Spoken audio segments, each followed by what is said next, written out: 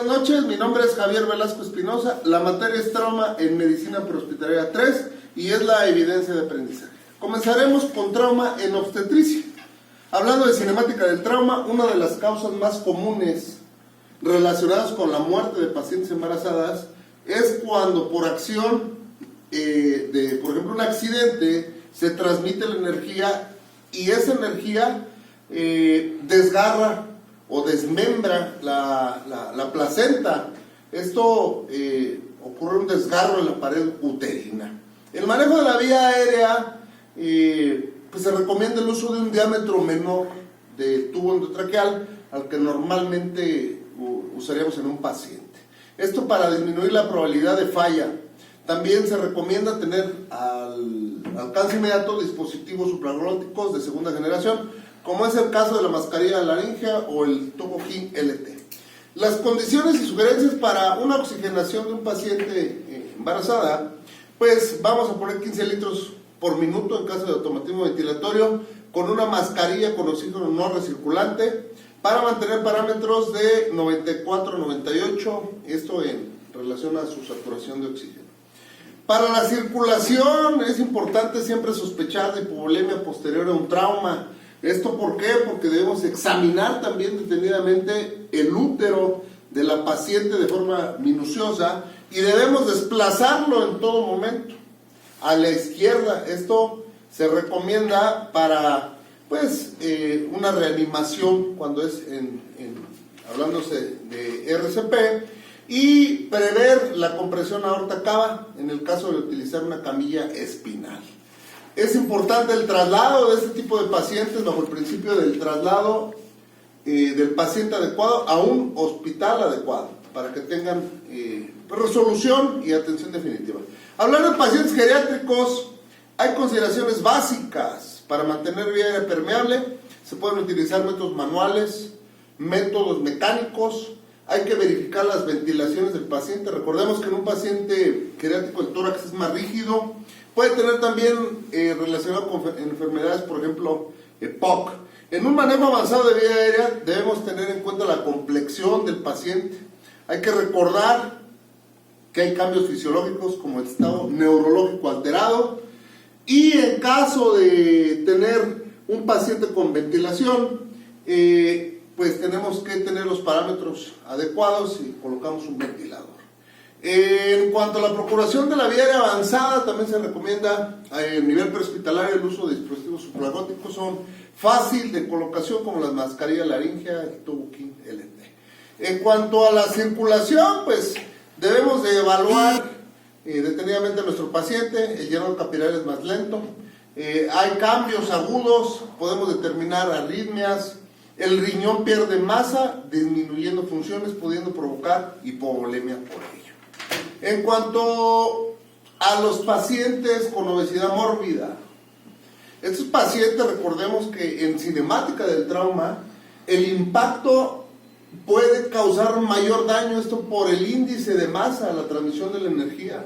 Los mecanismos de lesión, pues es cabeza contra el parabrisas, hablando por ejemplo de un accidente vehicular, el pecho contra el volante, causando trauma de tórax, la rodilla contra el tablero, trauma de cadera. Por la masa corporal, en el momento que un paciente es atropellado, un paciente obeso es atropellado, la energía causa más daño, es decir, es proyectado con más violencia hacia el suelo, pudiendo causar traumatismo craneoencefálico severo. Importante, los pacientes obesos tienen disminuida la capacidad de reserva funcional. ¿Esto por qué? Porque disminuye también su capacidad pulmonar con aumento del consumo de oxígeno. Necesitan más aporte de oxígeno. El cuello hay que tener, cuando es mayor a 40 centímetros, esto es un indicativo de que la vía aérea va a estar difícil, es evidente. También mascarilla laringea, se recomienda el uso a nivel prehospitalario. Insistimos, el tubo King LT ha dado excelentes resultados. Hay que preoxigenar y pues bueno, tener en cuenta el peso del paciente para moverlo con mucho cuidado y hacer un traslado adecuado. Hablar de paciente pediátrico en cinemática del trauma, pues recordemos que el niño sufre caídas. La alta tasa de mortalidad y morbilidad es en base a caídas y accidentes de tráfico. accidentes de tránsito. La vida de un paciente pediátrico es diferente a la de un adulto. Un paciente pediátrico no es un adulto chiquito. Por ejemplo, un bebé en la lengua tiene un gran tamaño, lo que puede ocasionar una obstrucción de vía aérea, dificultad para meter un tubo con el laringoscopio o la laringoscopía. La laringe anterior es más cefálica, el cuello y la epíglota es más corta, con forma angulada. Los niños tienen un cuellito más corto, por consiguiente, se sugiere tener también dispositivos de segunda generación, supraglóticos y en posición de olfateo para una mayor colocación. Importante manipularlos de acuerdo pues, a su complexión, tener en cuenta el uso de equipo adecuado y pediátrico. Y para la oxigenación del paciente pediátrico, importantísimo cuidar la hipotermia. Hay que evitar la hipotermia a toda causa de los pacientes chiquitos, de los pacientes pediátricos, porque la hipotermia lleva a mayor consumo de oxígeno. Puede derivar incluso en una acidosis afectando el sistema de coagulación y esto va a afectar, si tiene hemorragia, que pues sea más profusa. Puede exacerbar la coagulopatía.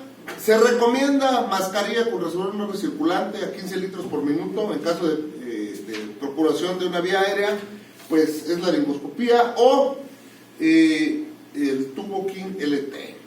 Insistimos, y porque siempre he dicho el tubo King LT en cada uno de los pacientes, está comprobado su alta efectividad, igual que la mascarilla laringea, poco entrenamiento para colocarlo, y a nivel prehospitalario, al menos yo lo he usado en todos los tipos de pacientes que hemos mencionado. Es caro, es difícil de conseguir, pero es una opción.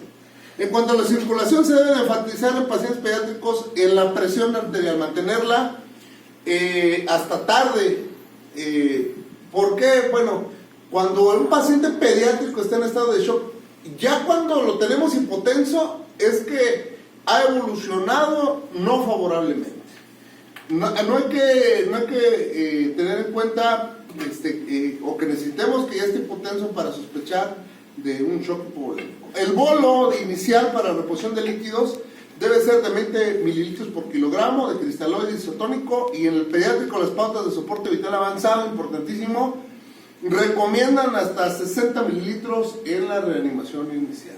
El transporte igual debe ser procurado de una forma efectiva a un centro pediátrico, es evidente, y todos estos pacientes, cuando sean críticos, debemos de valorar si son candidatos a transporte aeromédico a un centro hospitalario resolutivo con una regulación médica a través del vínculo 911. Por su atención, mil gracias, Alex, Charlie, señor José Guadalupe, Juanito, que nos ayudó a filmar. Muchas gracias, buenas noches.